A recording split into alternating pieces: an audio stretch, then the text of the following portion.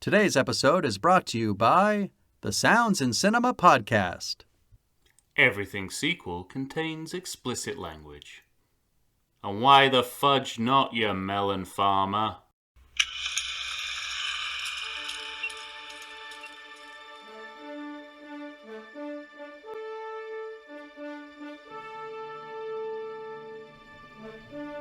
Hello and welcome to the Everything Sequel podcast. This is the 1982 Singles Edition.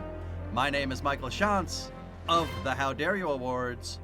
Joining me, as always, your friend and mine, Tom Stewart of Lonesome Whistle Productions. Say hello, Tom. You want to lose that boat? I told you the next time I caught you and your son dynamite fishing, I'd throw your sorry ass in jail. And I meant it. And let you rot. Nobody will care. They won't even give a damn. They won't even notice. And I'll impound that boat too. You sorry son of a bitch. That is a record. Quotable for us. Just to clarify, that is the monologue that Lance Hendrickson's character in Piranha 2 the Spawning and or the Flying Killers and or the Flying Fish is introduced by. Yes, and again, nobody speaks in between those lines. What I like most is it appears racist, but in the end, it turns out they're friends. Right, it's just light-hearted banter. All right, well, ladies and gentlemen, in addition to Tom Stewart, we have a very special guest today. Today we are being joined by screenwriter Matthew Aldrich, co-writer of Coco. He is here to delve into the 1982 single sequels. Hello, Matt. I am so glad I'm here. And I'm so glad that you pulled that as your quote, Tom. I really am. It tells me that you made it through at least the first 5 minutes of Piranha 2. You know what the sad part of that is? I even watched the James Cameron director's cut. There is such a thing. I didn't even know there was such a thing. Yeah, there's a rare Laserdisc cut of his movie, which is shorter than the theatrical version. And right. As Mike says, that doesn't often happen. No, director's cuts usually don't trim the fat. especially a James Cameron director's cut. You could count on 40 extra minutes. I think that says it all about how he felt about that movie.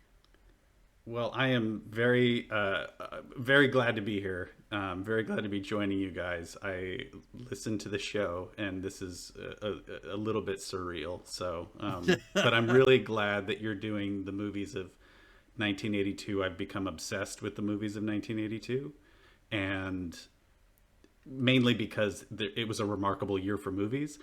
The group of movies we're going to be talking about are not remarkable, but they kind of are. Yes. And these four movies, as many as any four movies from any given year, will give you a real sense of what was going on in 1982 right. in America. And it's a real it's a microcosm. And so I really I can't wait to get into this. We're very excited to have you, and thank you for coming along. You're welcome. You say that now. Yeah. We'll see.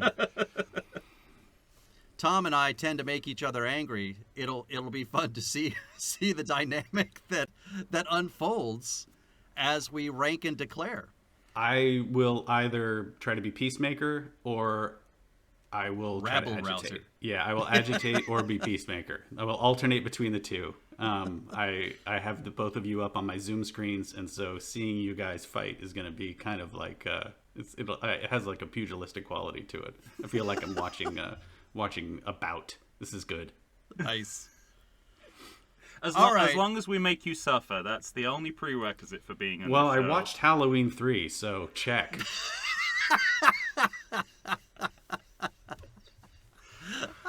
Nice.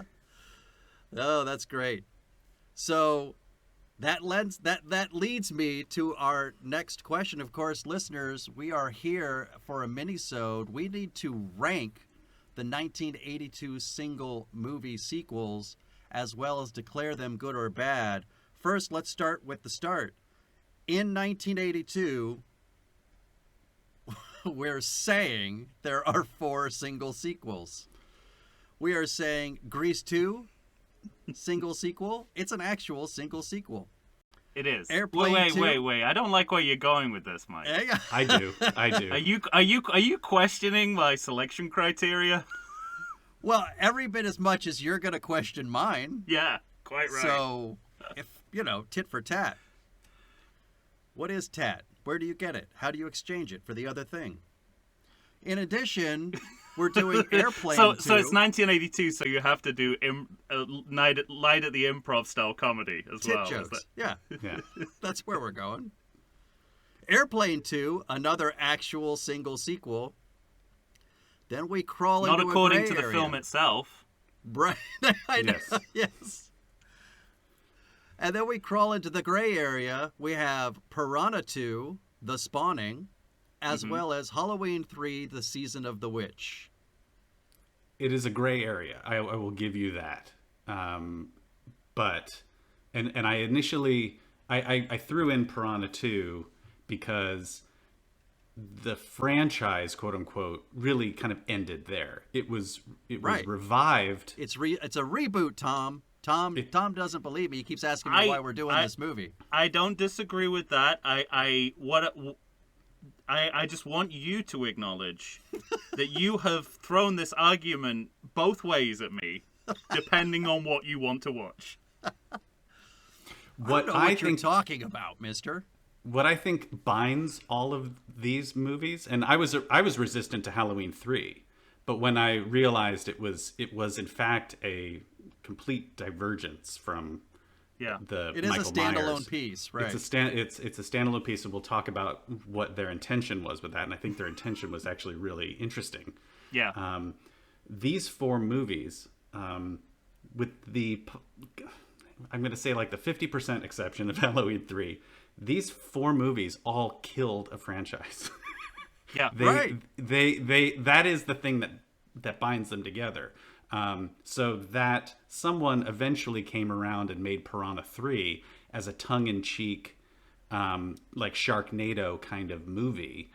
But 30 don't some also, odd years 'cause later, it's not really- it's sort of beside the point. Like Piranha 1 was a unmitigated success. It was Joe Dante working for Roger Corman. 1978. It made like 100 times the budget. I mean, it was $16 million against a $600,000 budget or something. It was a unqualified success, and so Piranha 2 was this imperative, and it is what it is. There was no Piranha 3 for that would have been a better years. subtitle than either The Flying Killers or The Spawning. It is what it is. It is what it is. Piranha 2, it is what it is. Yeah. That's and great. so again, Grease 2, there was supposed to be Right. Grease 3, there was supposed to be an Airplane 3, and Halloween they were going to take the franchise in a very different direction. They were going to take it away from Michael Myers, and so all 4 of these movies were they were killers. They were like Let's make a movie that volcano salts erupts. the earth. Yeah, when a volcano erupts, it's not the lava that gets you, it's like the gas that like descends and just snuffs you out. That's what these movies kind of were. They were just kind of the unseen strangulation of very promising Of franchises, right? franchises. Yeah. In that way, I think that as sequels, they're really interesting studies. Now, Tom, do you want to give us your highfalutin, high and mighty argument for why Halloween 3 is on this list? Because I was as resistant initially as Matt was. Well, it's a standalone installment in a franchise. It's not in continuity. Right. But for me, the sort of the deciding factor is the fact that by having Halloween as a movie in the universe of Halloween 3, there is several scenes, Right, in fact, where several. the characters watch the movie original John Carpenter's Halloween. It's a different fictional universe, and therefore you can treat it entirely independent of the franchise. However, upon this viewing, I realized that they are trying to connect it to the rest of the franchise, just not in continuity. Right. They're using every other device they can to make this a Halloween movie to have some connective tissue to the rest of the Halloween movies. But they're just not doing that with serial storytelling. All right. So I think that's the At the end of the day, That's I my can't smoking argue gun. with any of that, and I think you're right. I think this movie belongs in both categories. When we tackle the Halloween series, we'll have to tackle this movie again. But yeah. And also, I will not mean, be you can- joining you. I'm busy that day. You're busy. can I take it? I'm busy on February the 1 month going. I'm going to be very busy that day. Can I take it then? Let's get to ranking. Well, first of all, was ranking easy or hard for both of you? Simple. Oh, Okay. interesting. Simple. I have one hedge, but it was easy. All right, I Tom? found it unbelievably hard. And for a very specific reason that is particular to this segment on the podcast. Because I'm going to say overall, I think making these movies in every single case was categorically a bad idea. Agreed. But after I watch each of these movies, I have the same feeling, which is, oh, that more or less justified its own existence. So what do you do with that when you're ranking and declaring good and bad? Like, I don't know where to go. And, that also, the other aspect of this that makes it difficult for me to rank or declare good and bad is, we talked about how Another Stakeout and Another 48 Hours are the same movie. These four movies really are the same movie. Yeah. For me, they have the same problems, the same successes. In each of them, there's one or two standout performances, and most of the rest of them are garbage. Right. I just don't, I'm really struggling. So I am, I think of these movies on a par, and what puts it above and below the line is based on the thinnest criteria. I mean, in some cases, it's just tenuous. It's like one actor, one scene, a moment. Really? A speech by Lance Hendrickson. Yeah. Right, exactly. Two of these racist movies. speech by Lance Hendrickson. That's all in good fun. Two of these movies are written by the same person. How are you Yes, supposed to distinguish between them? That is the most delicious part about this. That's the is that magic. we have a hero to this whole, or an anti-hero to this whole project, and his name is I gotta look up his name. I'll have it in a second. Finkelman. Ken Finkelman. Yeah. Ken Finkelman. Finkelman. Ken Finkelman is the tie that binds. Yes. And I have thoughts as being somebody who I've been working as a screenwriter for about 20 years now, and I know what it's like to get sent projects and sequels and reboots. And I know I know a little bit about the sausage making process, Right. And so when I look at especially Grease 2 and Airplane 2, which Ken Finkelman wrote, and he directed also Airplane 2. Airplane 2. I look at that and I see the glorious sausage machine of it all, and I sort of have a deep appreciation that I hope to bring to bear for these conversations. Oh, that's great. And I think maybe helped me rank these pretty easily. I think from my point of view, it was a very easy call. Yeah, I'm definitely suffering from the tunnel vision that we've adopted from doing these podcasts. Yeah, fair. Because I'm noticing so much about these movies that make them interesting sequels for us to talk about, but in the cold light of day, very problematic as movies that exist in the real world. Yes. Agreed. What about you, Mike? Was this easy for you? No, I had the same problem Tom did, and maybe it's because we're doing this fucking podcast. But I found myself negotiating with each film where I would say something like you, Tom. I would say, yeah, but this movie's got this. And, well, when I look at this movie with my 1982 eyes, I would have thought that. But 2021 eyes are totally different. And we've spoken many times about how we're trying to look at these movies as singular entities as opposed to connected to their original films, which in and of itself is a very difficult thing to do. It's hard not to consider the movies that preceded all of these movies. Especially as in this case, they are all classics. Yeah, right. Like to a film, they are all the classics of their time. Yeah. So, in that, I had to start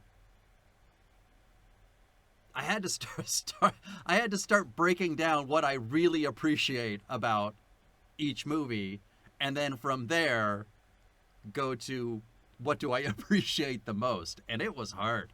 It was not easy. I think you guys are overthinking it. Yeah, we are. Oh, you're totally absolutely overthinking right. it. I think You're not wrong. This is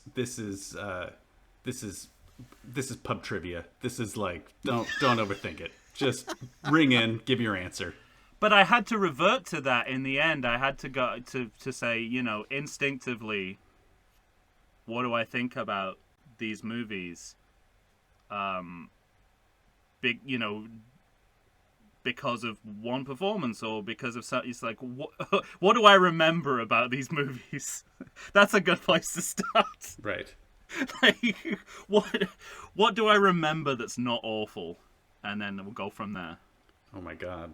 I love this. Let's go. I want to hear what you guys think. Right now, I want to see if I'm right, because I have a feeling that you two might be so diametrically opposed that I'm guessing Tom's favorite is Halloween 3 and Matt's least favorite is Halloween 3.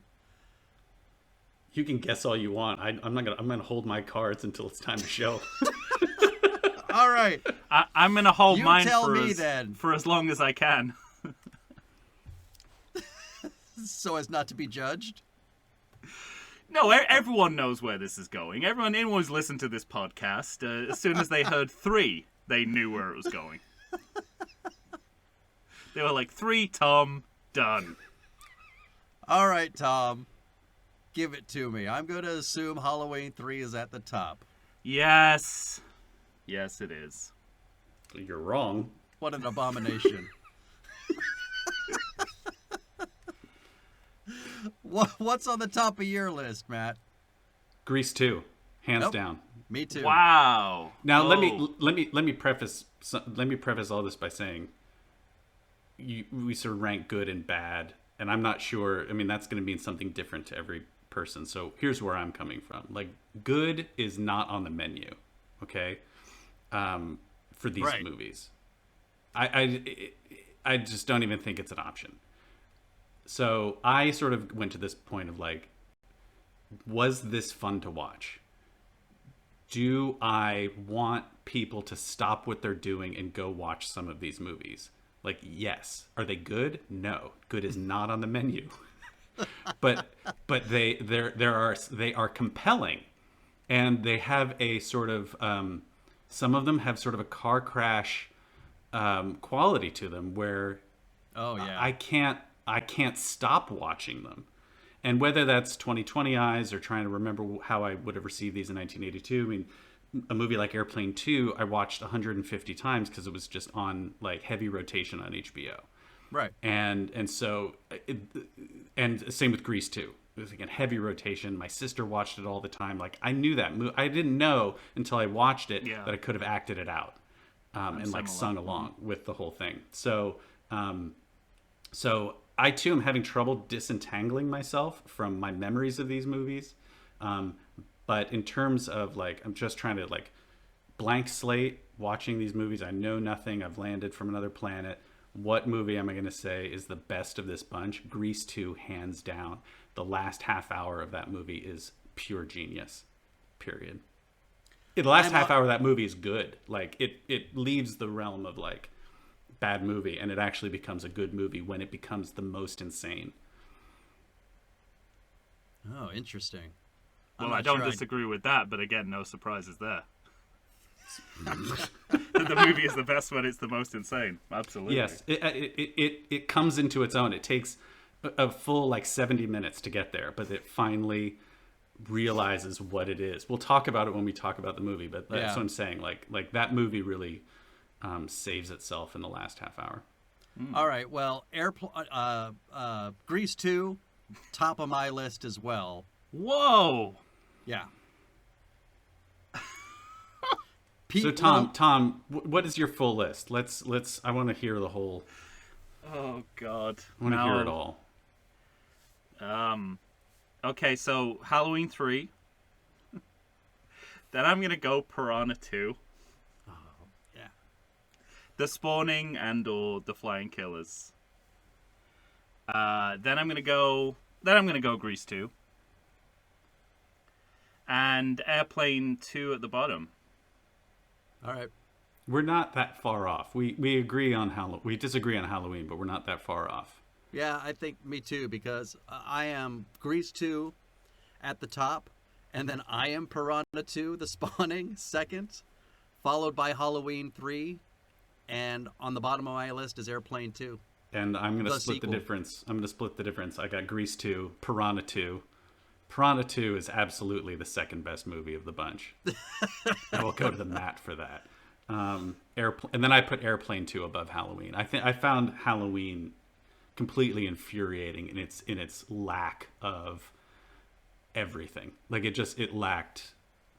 didn't accomplish what it was trying to do at all. It wasn't scary. It wasn't creepy. It wasn't funny. It wasn't weird. It just felt so it just felt like a mess, just like a movie that that movie's just a mess. So I couldn't Yes, but Tom Atkins. That's all I'm gonna say. All right, we'll get there. All right. Where I disagree with you, Matt, is it wasn't easy for me in the bottom of my list, Halloween 3, then Airplane 2, because I really liked the first 15 minutes of Airplane 2. I thought that was really funny, but Airplane 2, all of a sudden, it's such a retread of the first movie that I couldn't forgive it. Oh no, it looks like an assemblage of the cutting room floor of the first movie. Yeah.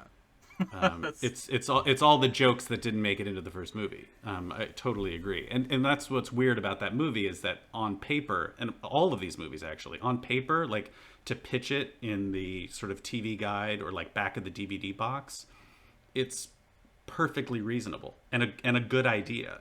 Like it's Airplane. We're going to reunite the cast of Airplane, and this time instead of a plane to Chicago, we're going to put them on a space shuttle to the moon, and it's like.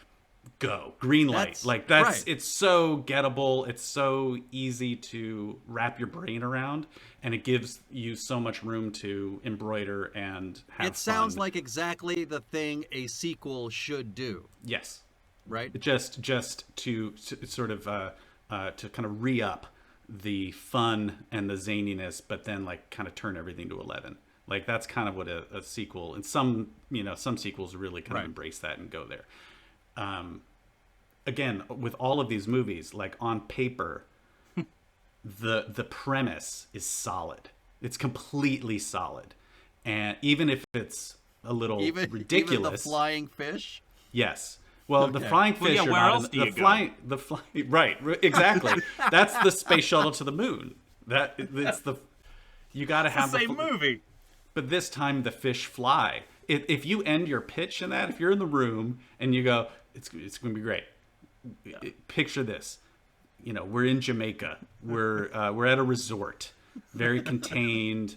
The local sheriff, he's got the bead on his ex-wife runs the scuba school, and she's seeing some strange shit go down, like series of unsolved murders.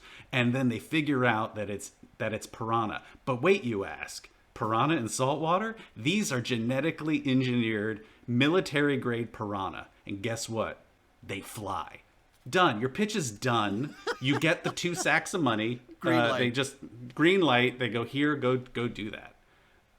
And Jenkins, you've done it again. What's amazing about all of these movies is the pitch is solid. They give you the 2 sacks of money, and then it's just a train wreck after that. Just merry-go-round broke down, and that's why these movies are kind of so fun to watch, because at a fundamental structural level, they all work. It's not like watching like an Ed Wood or like, a movie that's just kind of bad and the premise was never even good to begin with. Mm-hmm. Like when there's this sort of understructure that's holding you and moving you on, you can kind of revel in some of the misfires. Anyway, I certainly do. I love a good bad movie. I can imagine coming out of the pitch meeting, the door closes, you're alone for the first time without the people you're pitching to, and I guarantee in every one of these cases, the people pitching it ask themselves like an unanswerable question. Like in each case, I can imagine it's like, okay, how do we make the fish fly? Or okay, how do we do a Grease movie without John Travolta? Yeah. That's right. And they never, and the movies have not answered. Never answer these questions, right? Is Robert Stack available, and does he want to do this? No, right. Apparently he doesn't. And it was Leslie Nielsen refused to be a part of it because he was over there doing the Police Squad. Well, I don't think refused. I think he was just doing Police Squad.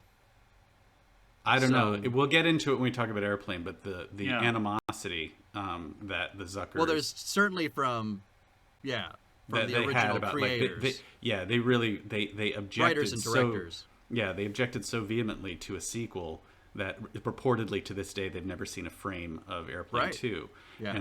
And so, to your point, Tom, like with each one of these movies, there were huge personnel changes. Yeah. Involved. Reins were sort of handed over, different producers, different writers, different directors, and then it becomes the sort of the Apollo 13 scene where it's like, this is what our boys got, we got to get them home, like we got to do a Grease movie, we don't have Travolta or Olivia Newton-John, but we got to get our boys home, so just make something work. And it's like the making the carbon filters scene, except instead of making or the CO2 cartridge in Apollo 13. Exactly. So we've got all this shit, and I need you to make songs about plant reproduction out of it. It's one of the best numbers of the show. Yeah. I say, don't be dissing reproduction, Mike. No, it's one of the memorable. So fucking magical. I love it. All right. So, go ahead. Matt, can I assume, based on what I'm hearing from you, that it's a blanket for the discussion of good or bad? Are you saying each one's bad officially? Again, I'm going to go back to my caveat. I don't think good is on the menu in the way that when you especially look at the films from 1982, which is sort of the lens I'm coming at it. That's the year of, you've got major pop successes like E.T. and Blade Runner and it's a very good point.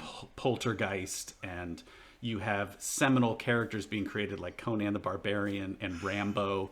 You have prestige films like Gandhi, and Missing and Das Boot, and you have Ingmar Bergman making his last film in 1982, and you have there's so the year is just dripping with noteworthiness, and then you've got these four films. It's like you don't sit down and watch Grease 2 for the same reason you sit down and watch Gandhi.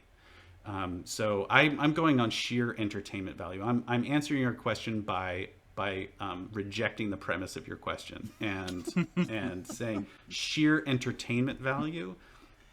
Grease 2, entertaining. Piranha 2, deeply entertaining.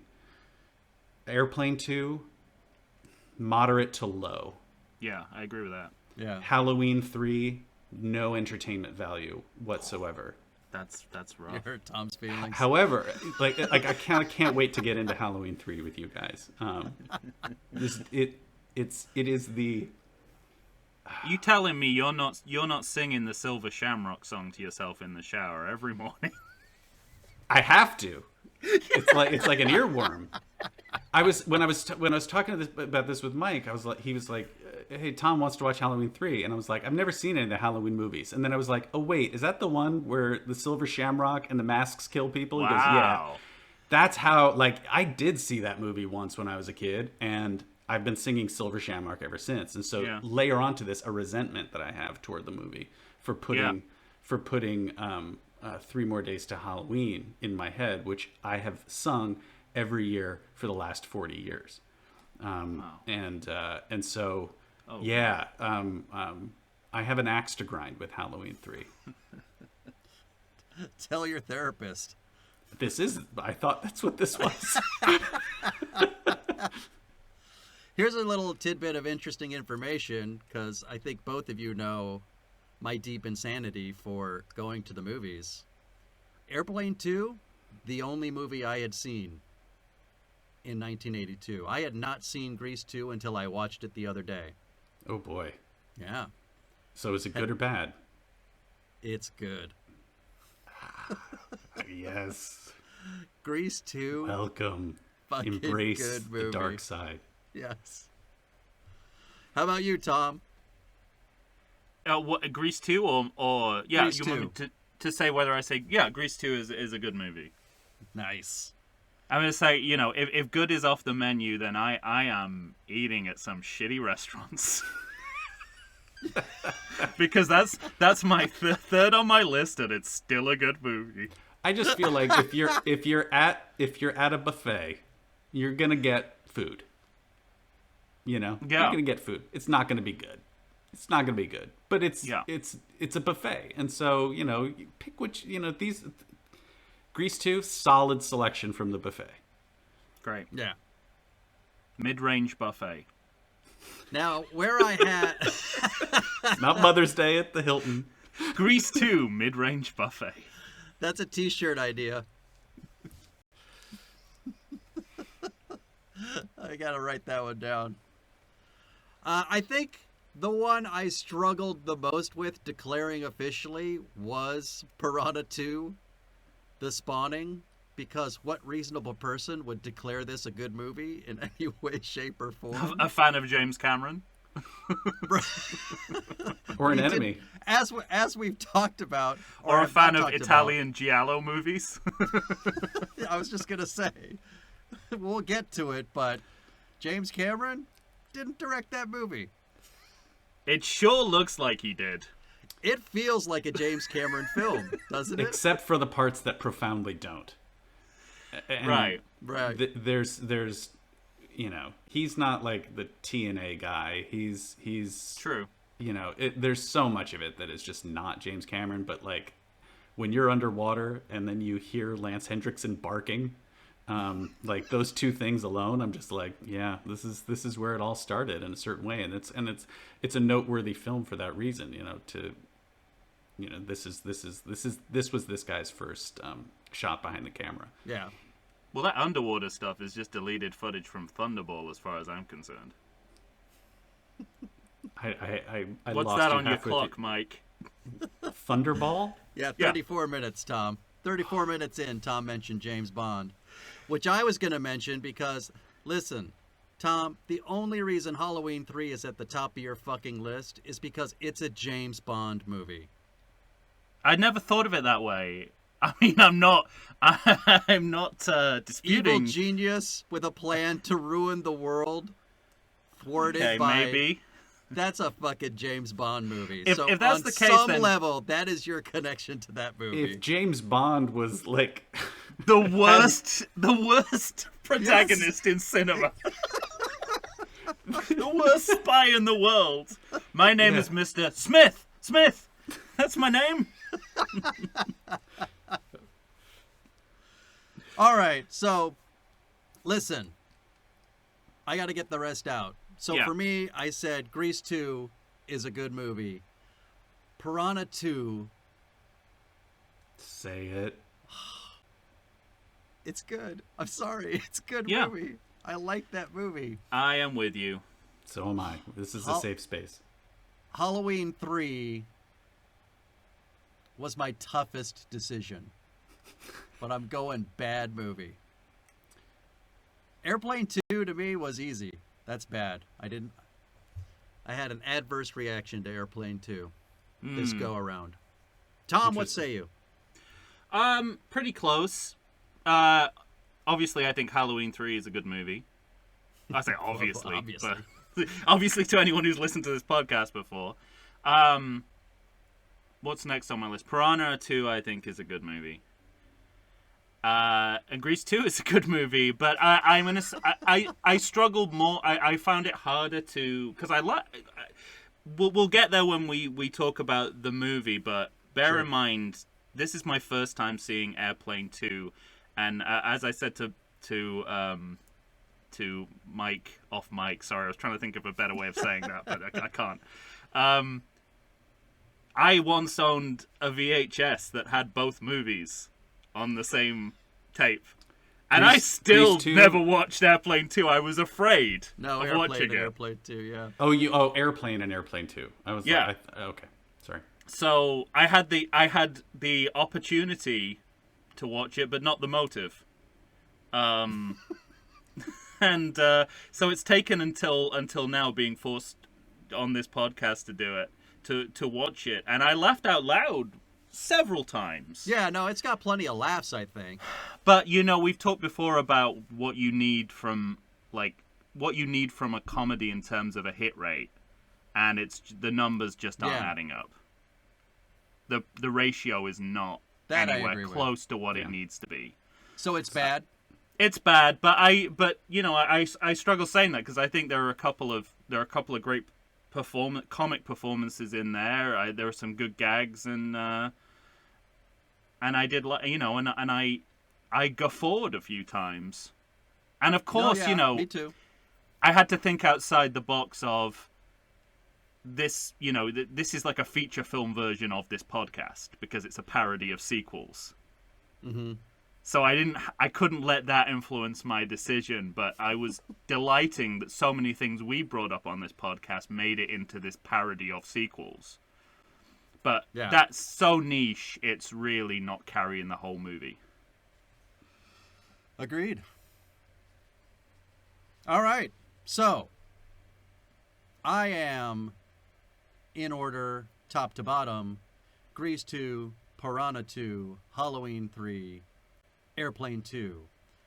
Mr. Aldrich, Matt, you are... I'm Grease 2, Piranha 2, Airplane 2, Halloween 3, and I give the first two qualified good, and the second two an unqualified not good. Tom, Halloween 3, of course. How could it not be? Anywhere but at the top of your fucking list. And then you're going Piranha 2, Grease 2, Airplane 2. Right. And you're good, bad. Bad. All right. I am good, bad. Done. Locked. All right.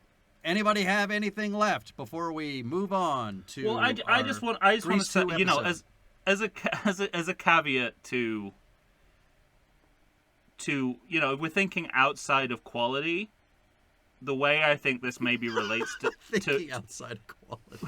Sorry. when we think about like 1982 as this kind of exceptional year for movies, that's a kind of our operational theory here, which I completely support. I do think this is an interesting batch of movies. Oh, you know, endlessly interesting to me. We've got an original musical, a standalone installment of a franchise, the first James Cameron movie, and you know what's left, Airplane, and a sequel parody. Yeah. So I think there's a lot to there's certainly, they don't feel like safe movies. They don't feel like, I'm not feeling like the kind of Jaws 2 feeling, you know, the sort of scene, you know, it's not, they don't feel lazy to me.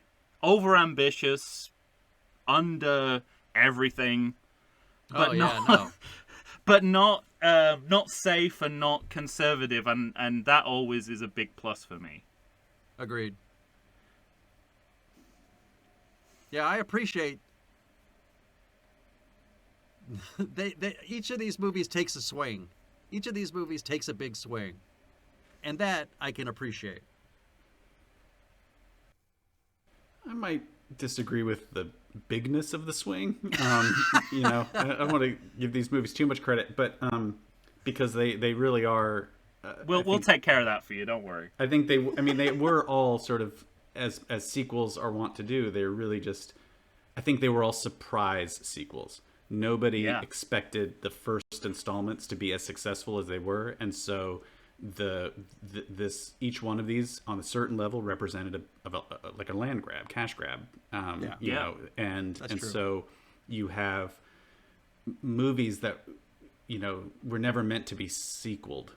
Airplane was made without the intention of making a franchise. And the other thing that I would add, you know, to sort of contextualize this, is that in 1982, like, sequels were not like prestigious things, franchises. That was not a thing.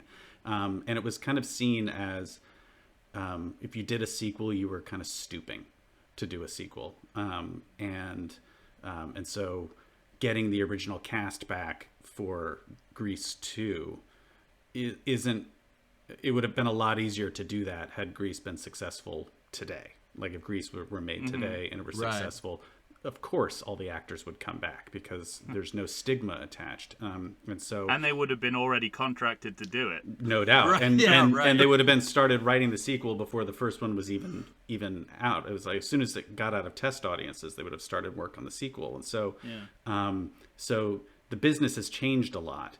And attitudes towards sequels and franchises has changed a lot, where now it's becoming the expected thing, and things are kind of designed to exist over multiple installments. And so these were all surprises. These were kind of like, the accidental child in a certain way. Yeah, right.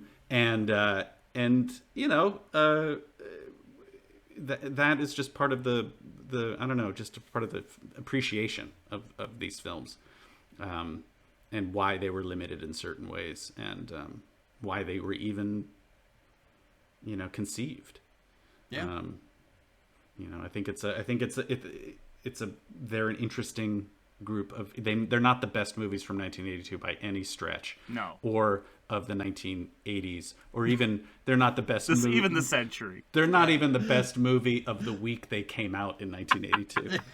But no, in fact, I think it was Grease came out the same weekend as E.T. Grease never had a chance. Like, it just never had a chance. And so, yeah, these aren't the best, but it's a very interesting, to me, these four similarities, as you said, similarities emerged as I was watching, when I was like, oh my God, these are, in a lot of ways, these are the same movie. Yeah. Well, we're going to get into it. Coming up next will be Grease 2, our next episode. So I am looking forward to diving deep into each one of these single sequels. For Tom Stewart from Lonesome Whistle Productions and Matthew Aldrich, our special guest co-host, my name is Michael Shantz of the How Dare You Awards. We'll see you soon, everyone. Say goodbye, boys. Goodbye, boys. Things sure haven't changed. That could have been from any of those movies. Yeah, I know. Right? Exactly. I'm just going to leave it open. You just made that up. Next time. We'll see. We'll see you soon. All right, you want us to hit stop?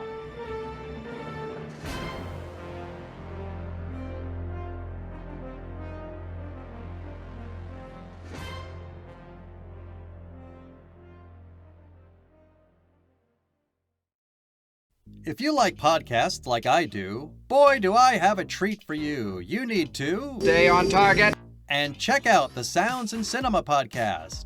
Listen as your host, sound designer and music creator Tony Parham, and co-host, musical performer and sound lover Derek Hansen, D-Rock if you're nasty, and I am, discuss all things sound related to film, television, stage, and theatrical productions.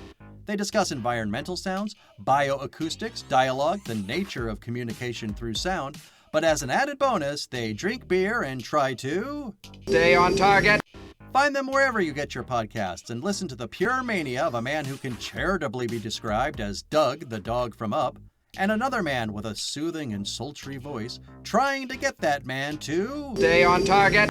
That's the Sounds in Cinema podcast. Tune in and listen to the sounds they are creating just for you.